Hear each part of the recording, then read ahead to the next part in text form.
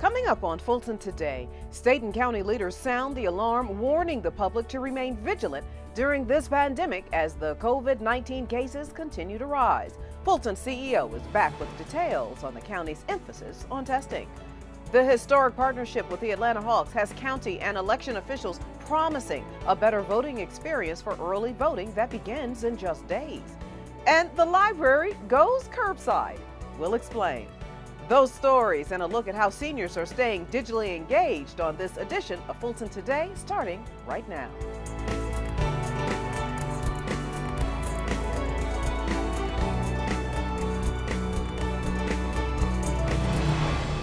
Welcome to Fulton Today, everybody. The trend of surging cases of COVID-19 in the country includes an increase in the state's largest county. Fulton officials testing as many residents and county employees as possible and reminding everyone of those safety precautions to keep the public healthy. Dick Anderson is Fulton's CEO. Sir, welcome back to Fulton Today. Hi, Shania. Glad to be with you. Well, there has been an uptick in the state. How concerned are you about that? Well, we have seen an uptick in COVID-19 cases, and we are concerned about that. You know, part of it is tied to Memorial Day weekend, part of it may be tied to some of the protest efforts, and I think certainly it is tied to reopening. So I think what that says to all of us is social distancing, masks, hand sanitation are critical, particularly during this period, because I think it felt like perhaps that we were into the summer months and suddenly this was going to simply go away. And clearly the rising cases in Georgia, but also neighboring states like Texas, Florida, South Carolina, North Carolina, are all good indicators that the virus is still very active. So again, those simple steps are clearly ones that on a personal level we can take. We are also continuing to look at our healthcare system capacity.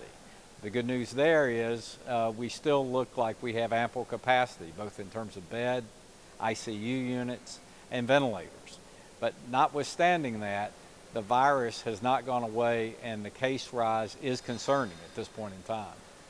And how has Fulton continued to offer testing, and how long do you anticipate testing will be ongoing? So again, testing has been our strength, as I've said before. In fact, just recently we did over 3,200 tests in a single day. That was our high point. And we anticipate continuing to do testing through the end of the year. So we've presented a plan that allocates about $20 million to that effort. Atlanta has just announced their budget, and I think they're dedicating $8 million in additional testing, which will be, we believe, part of our plan. So that joint effort in Fulton County should take us well down the path, and I think it's very necessary because as folks begin to come back to work, many employers are requiring their employees to be tested, as we are. Also, kids going to camp are finding that they need to be tested. While no school has announced it, it wouldn't surprise me that some schools will require testing. And then again, just for your own peace of mind and the safety of your friends, your family, your neighbors, I think being tested is the right thing to do. So we'll continue to test both in our fixed locations, as we talked about before, which are at 4700 North Point, here on the Boulevard in downtown Atlanta, and then at Wolf Creek Amphitheater, but many mobile sites, which have been hugely successful for us. We just did one in the past week. There was over 600 people tested at one single church. So you can get a feel for how significant testing is and how critical it is to be able to not only test to find out if you're positive, but also then do contact tracing to see if there's been any contact in an immediate sense, whereby intervention would help contain the virus. Sir, what safety protocols is the county taking at its facilities? So one of the things that we've operated on from day one is a safety-first approach. So our protocols have included extensive renovation work to our buildings to ensure safety. So that includes sneeze guards, barriers between positions, markings on the floor to keep folks 6 feet apart. But we've also done extensive cleaning. Some of that cleaning has actually been preemptive, meaning we put a barrier guard on our facilities that protects for 14 days for any occasion of the virus. Then subsequent to that, if there has been an employee that is tested positive, we go in and do a subsequent cleaning then. So I think all of those protocols have certainly helped us. In addition to that, though, of course, we communicate in many ways with our citizens in a digital virtual format. So that protocol perhaps is the ultimate protocol, which is keeping folks safe by not asking them to come to our facilities unnecessarily, but rather delivering our services on a digital basis. And sir, your final thoughts? So I think our final thought is simply to stay safe. Again, that sounds trite and it sounds simple, but it truly is such a personal responsibility, along with everything that governments are doing, businesses are doing, our healthcare system is doing. Still, on a personal basis, if you're going out, wear a mask. If you're around others, stay 6 feet apart. Those things are still good rules to follow, and we would ask you to continue to do so. Fulton County Manager Dick Anderson, thanks so much for the update, and again, thank you for your time. Again, thank you, Shania, and thank you for having me. Our pleasure, sir.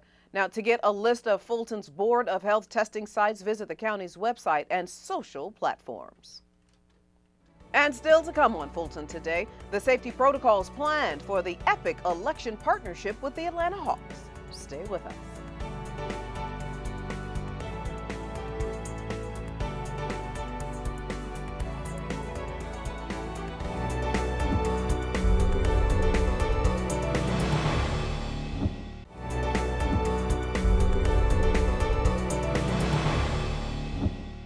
Well, by now, you may have heard about the historic partnership between Fulton County government and the Atlanta Hawks. The entire home team has pledged to help with Fulton's elections process by hosting the largest ever early voting location venue. FGTV's Daryl Carver has this story. Shania, starting July 20th, the house that Dominique built will become where Fulton voted. That's because thanks to a partnership with the Atlanta Hawks, State Farm Arena will become a venue for early voting here in Fulton County. For months, the doors here at State Farm Arena have remained closed after Hawks games and other special events were canceled because of the COVID-19 pandemic. Hawks officials say they quickly realized that their empty building would provide a unique opportunity for Fulton's upcoming election. So the organization then reached out to Fulton County leaders. Owning an NBA franchise in Atlanta is a real privilege. And we always felt we were a community and civic asset. We took that both as an opportunity and a big responsibility. Making State Farm Arena the safest, most efficient, and largest polling location in Georgia, and maybe the country, is part of that commitment.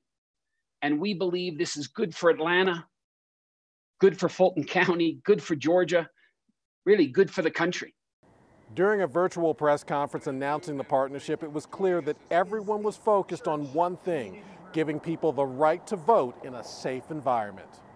Our 700,000 square foot building will allow for CDC requirements, including social distancing.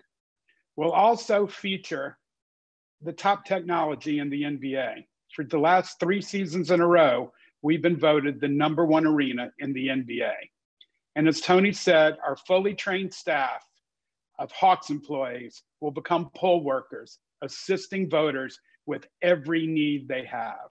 I'm excited, our players are excited, and we're going to use this opportunity to engage with our fans, to engage with our community, and make voting an experience. And what a great experience to have here in State Farm Arena. The Hawks are ensuring free parking for voters, and MARTA is pledging to have its station open and trains running as well. Fulton County's elections director says this partnership has relieved one of their heaviest burdens. The State Farm Arena is going to be really exciting because, especially going forward towards November, because it's going to be a mega site. We're probably going to be able to get 200 BMDs down on the floor, and we'll be able to have people in the seats, and we're going to be able to regulate how many people go down onto the floor. We'll be able to spread people out in there. We're going to have probably 25 check-in facilities. We'll have another check-in facility near the ADA entrance that'll be geared more towards disabled and senior voters so that we can get them through so that they don't have to go down into the bowl. But I think it's going to be an experience. Voters there will get their own I voted sticker that'll have be unique to the Atlanta Hawks. MARTA will come right in there for people to vote. And I think there's going to be some other initiatives that'll be announced later that is going to enhance that. And I think with the Hawks behind it and their enthusiasm and their marketing, a lot of people will be able to come from around the county to vote there. And I think a lot of people will just choose to do it because it's going to be an experience. I'm not aware of any other county, city, or state that will have a voting location as large and as impressive as that one is. So from the point of view of how significant that is for us, it's huge, to use an expression that's used quite a bit now. But I mean, I could not be more pleased to have that relationship bear fruit and result in an early Christmas present for Fulton County. And keep in mind that this partnership comes at no additional charge to Fulton County government. And while this location will be election central for early voting for both the runoff election and the general election in November, on those specific days, those specific election days, they're asking you to still report to your local venue. Reporting from State Farm Arena, I'm Daryl Carver for FGTV. All right, thank you very much, Daryl. While we had a chance to speak to the elections director, we had other questions that we know voters had about the next voting experience and how it will be different from the last, especially when it comes to the absentee ballot process. Well, we want to improve the experience, first of all, by establishing a portal for voters to apply for their absentee by mail. That way we can have an intake mechanism to reconcile all the applications that come in. We can get them by mail, we can get them through this portal that we will develop. Hopefully the state will come through with a portal, and then that would tie directly into ElectionNet, which is the voter registration system. But until we get firm commitment and a firm date from the state, we need to go forward with our own in order for us to be proactive to make an absentee by mail request something that the voters can count on. I think we learned a lot from this election about what to do and where we need to direct our efforts, and we'll make this experience much better for voters in November. And Fulton solicited the help of the head of its Customer Experience and Solutions Division, Bridget Bailey, to also help with the upcoming elections. The county manager, in conjunction with the BRE, has developed an internal committee pretty much that's going to work with the elections department to provide some recommendations and emerging solutions for the August 11th runoff and the November 3rd general election. And the whole design is to provide some sort of viable solutions that can be implemented right away to make the voter experience in the elections process run a little smoother for our voters in Fulton County. Now again, there will be 19 early voting sites, 3 in each commission district, and 1 more that the county has dubbed Election Central at the State Farm Arena. Get details about the early voting locations, absentee ballot applications, and candidates on the ballot at the Fulton County Elections webpage. And when we come back, we'll take you to the library, curbside. Stay with us.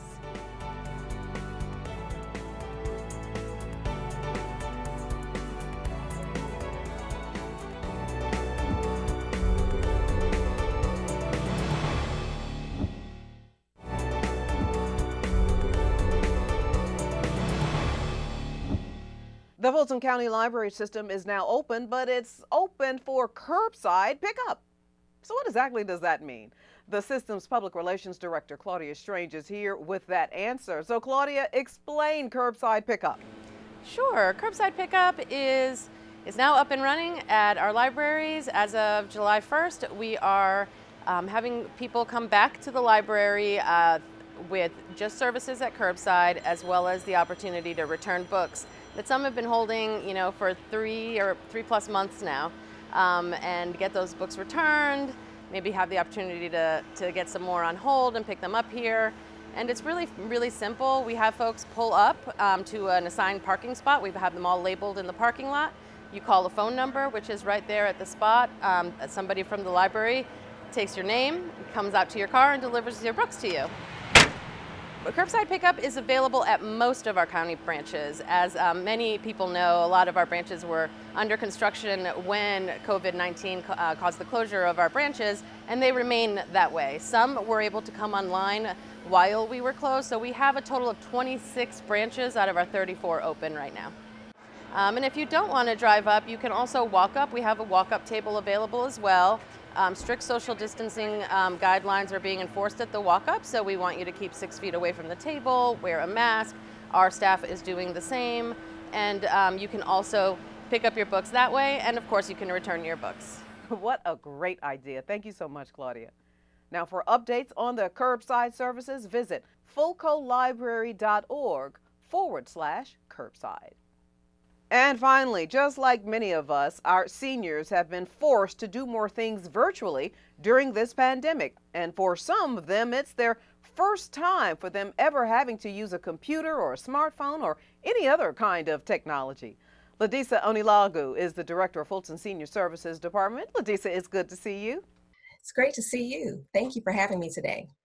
So there is a heightened focus and need for technology since the start of COVID-19. How is Senior Services responding to meet the needs of the Fulton County residents? The Department of Senior Services is responding to this need based on our standard approach to programming for facility-based services.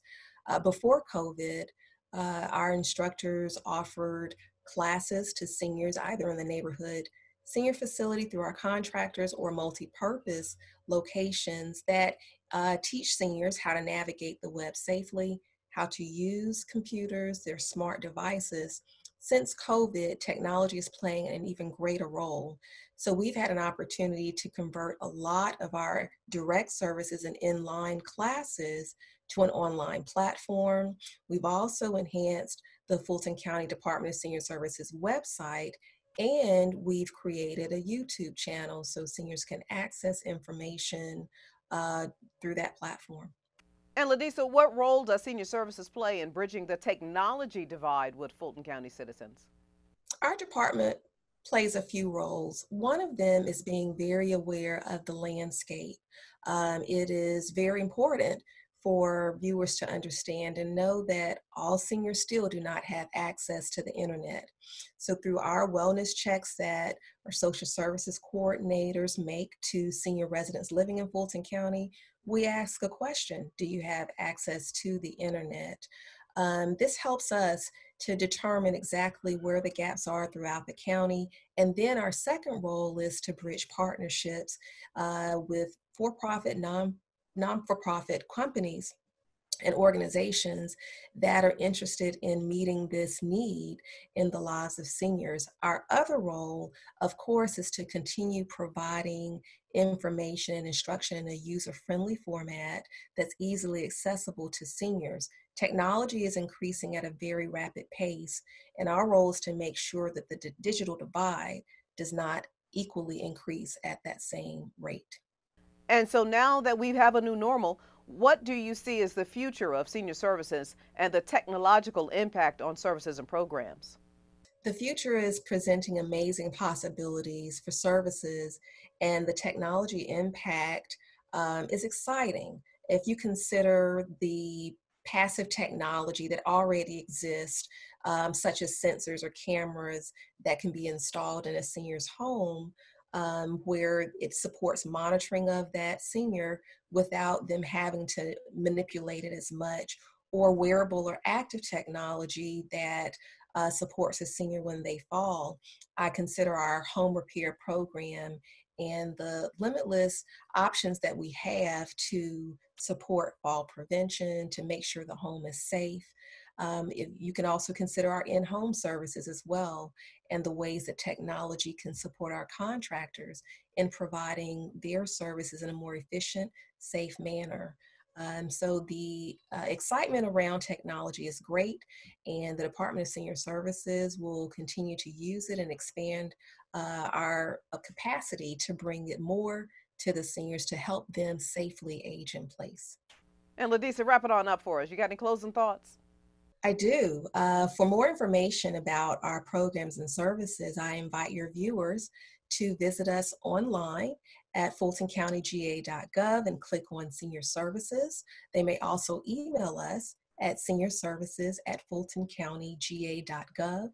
Don't forget to go onto YouTube and access some of our programs. We're on the YouTube channel, Department of Senior Services, and of course, you can call us at our Star line, which is 404-613-6000.